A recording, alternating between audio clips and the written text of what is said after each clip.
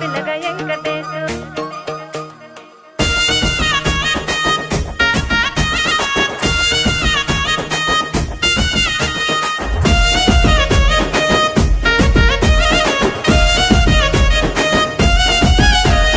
చిత్రాల మనసు నాది చిన్నగా పోతుంటావో చూడక పోతుంటావో ఇంట్లో చిన్నదాన్ని నేను చిత్రాల